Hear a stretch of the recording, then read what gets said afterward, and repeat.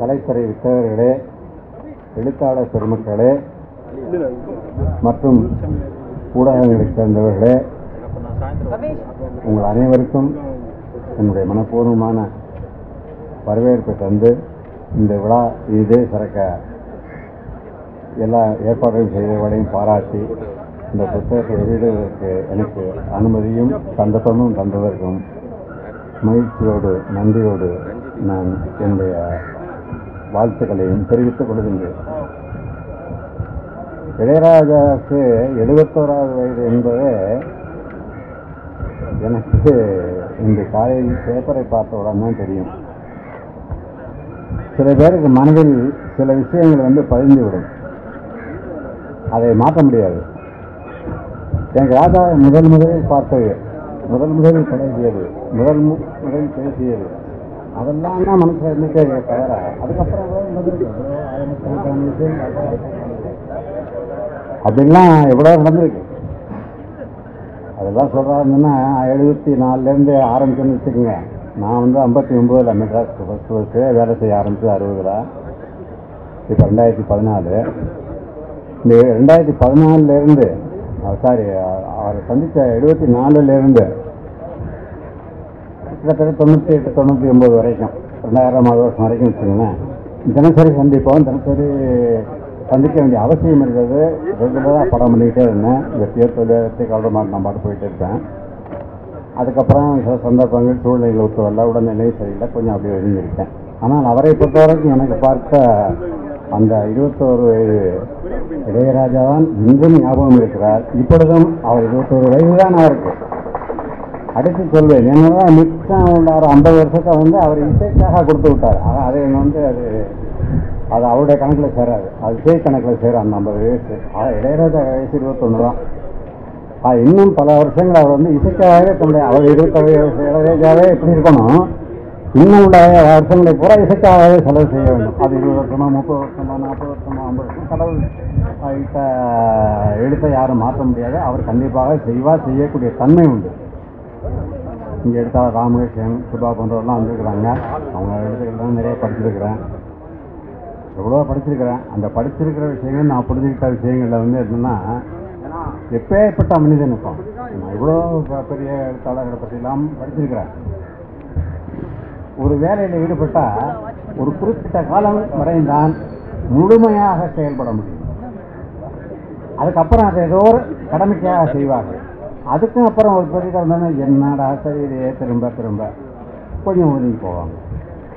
ரொம்ப தேவையானா பார்ப்போம் அப்படின்னு அலட்சியமாக பண்ணுவாங்க. என்ன மாதிரி அப்படி பல பேருடைய வாழ்க்கைகளே நான் பார்த்துருக்கிறேன். சில பேர் தான் இன்று புதியதாய் பிறந்தோம் என்று பாரதி சொல்வது போல ஒவ்வொரு நாள் எழுந்திருக்கும் பொழுதும் இளையராஜா புதிய இளையராஜாவாக பிறக்கிறார். இத்தனை வருஷமாக நான் ஏதோ செய்துவிட்டேன் என்ற எண்ணத்தை அவர் வைத்துக் கொள்வதே இல்லை. அப்படி வைத்துக் கொள்ளாத மனம் அவருக்கு கொடுத்ததற்காக நான் தெய்வத்தை தான் சொல்ல வேண்டும். ஏனென்றால் அப்படிப்பட்ட ஒரு மனம் ஒருவருக்கு வாய்ப்பது என்பது எளிதல்ல, மிக மிக சிரமமான விஷயம். மலை மீது ஏறும்போது திரும்பி கீழே பார்க்கக்கூடாது என்பார்கள். அப்படிப்பட்டவர் அவர் திரும்பி பார்க்காமல் ஏறி போய்கொண்டே இருக்கிறார். அவர் இவ்வளவு தூரம் போயிருக்கிறார் என்பது அவருக்கே தெரியாது. கீழே பார்க்கும்போது நமக்குத்தான் தெரியும். 2008ஆம் வருஷம் என்று நினைக்கிறேன், என்னுடைய பிள்ளைகள் 2 பேர் அமெரிக்கா டெக்சாஸ் செட்டில் ஆகியிருக்காங்க. அவங்களுடைய புது வீடு வாங்கி கூப்பிட்டுருந்தாங்க, போயிருந்தேன். அங்கே எனக்கு பெருமையாக ராஜாவை பஞ்சர்நாச்சோன்னு எனக்கு பெருமை இல்லை. நான் எழுதின படங்களால் எனக்கு பெருமை இல்லை. நான் எழுதின வசனங்களால் எனக்கு பெருமை இல்லை. நான் கொடுத்த 25 படங்கள் ஒரு 20 படம் இருக்கும், அதனால கூட எனக்கு பெருமை இல்லை. இளையராஜா அறிமுகப்படுத்தின பஞ்சு சார் வாங்க சார் என்று என்னை கூப்பிடுவார். ஆக எனக்கு அது ரொம்ப ஆச்சரியமாக இருக்கும். எனக்கு அப்படிப்பட்ட ஒரு வாய்ப்பை அது இது இன்றோ நான் அன்றைய சூழ்நிலைக்கு ஏற்ப, அன்றைக்கு தேவைக்கு ஏற்ப நான் ஒரு முடிவெடுத்து நான் ஒரு காரியத்தில் இறங்கினேன்னு தவிர, ஒரு எம்ஜிஆர் பற்றி கவிஞர் சொன்னது நான் சொல்ல ஞாபகத்தை விரும்புகிறேன். எல்லாரும் நான் இளையராஜா நான் பார்க்கும்போது ஒரு மியூசிக் டைரக்டர் நான் ஃபிக்ஸ் பண்ணேன், அவ்வளோதான். அதுக்கப்புறம் எனக்கு ஒன்றும் தெரியாது. அதாவது எம்ஜிஆர் பார்க்குறான்னு வச்சுங்க, எம்ஜிஆருடைய அம்மா எப்படி பாராட்டுவா, குழந்தைய தாளாட்ட முடியாது.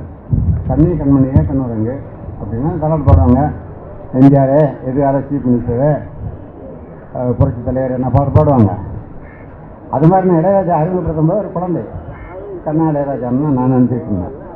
இப்போ அவர் மிகப்பெரிய லெவலுக்கு வந்திருக்காருன்னா அவருடைய திறமையினால், அவர் உழைச்சார், கஷ்டப்பட்டு அவர் எவ்வளோ உயரத்துக்கு வந்திருக்கிறார். இந்த கபிலன் தான் சொன்னார், மரக்கன்றுகளை அவர் பேராண்டைக்கு நீங்கள் நட்டு கொண்டு இருக்கும் பொழுது அந்த விஷயம் எப்படி புரிந்துகிறது என்று பார்த்து எனக்கு ஆச்சரியமாக இருந்தது. அதுக்காக நான் இதை சொல்லுகிறேன், பெருமைக்காக இல்லை. 2008 நான் அமெரிக்காவுக்கு போயிருக்கும்போது அங்கே புலவர் கபிலன், அங்கே கபிலன் ஒரு புலவர் கபிலன் இன்னொரு இருந்தார். இவர் பேரும் கபிலன். அவங்க அப்பா, அவங்க சித்தப்பா, பெரியப்பா எல்லாருமே பாரதிதாசன் கல்லூரியில் பேராசிரியர்களாக இருந்தவங்க. எல்லாருமே தமிழில் ரொம்ப ஆர்வம் உள்ளவங்க.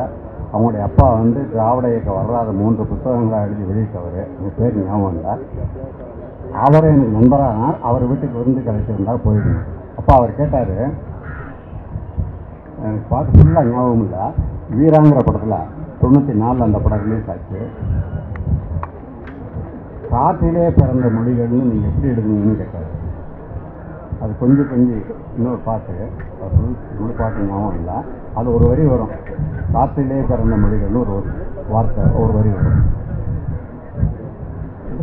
டியூன் சொன்னாங்க, எனக்கு தோணுச்சு, நான் டீட்டே ஆகினேன் அப்படின்னா. அதை போங்க சார், உங்களை பற்றி உங்களுக்கு தெரியல. கிட்டத்தட்ட 15 வருஷமாக மொழி எப்படி பிறந்தது என்று ஐநா சபையிலே உலக அறிஞர்கள், மொழி வல்லுநர்கள், அறிஞர்கள் எல்லோரும் சேர்ந்து பல வருட ஆராய்ச்சிக்கு பிறகு மொழி காற்றிலே பிறந்தது என்று முடிவு செய்து அறிவித்திருக்கிறார்களாம்.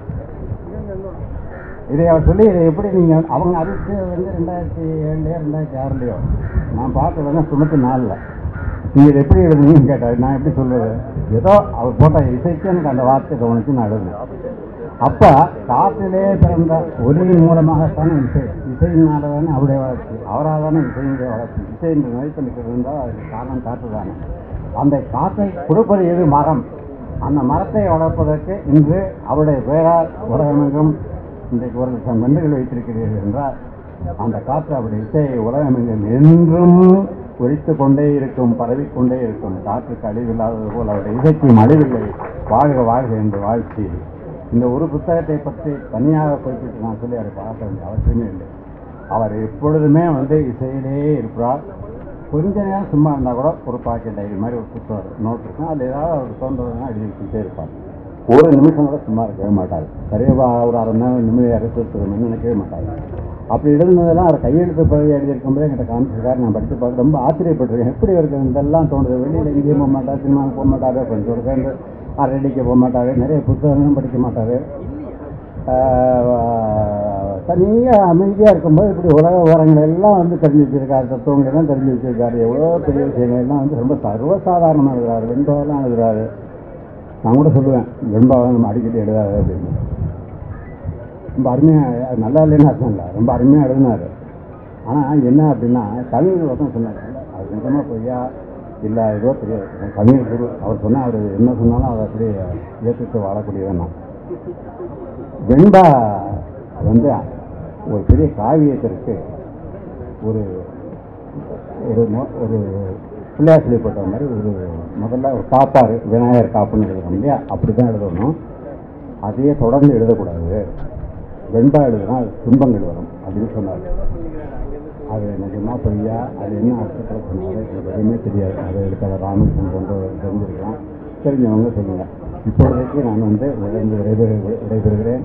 மேலும் மேலும் இளையராஜாவுடைய புகழ் ஓங்கி வளர்ந்து பெருங்காலத்தை பெரிய பல வருடங்களுக்கு நிலைத்து நின்று அவருடைய பேரும் கலந்திருக்கிறது. எத்தனை ஆயிரம் வருஷங்களுக்கு அவருடைய பேர் நிலைத்து நிற்குமோ அத்தனை ஆயிரம் வருஷங்களுக்கு பிள்ளையார் அடியில் மூழ்கி இருக்கிற மாதிரி நானும் இருப்பேன் என்று சொல்லி விடைபெறுகிறேன். வணக்கம்.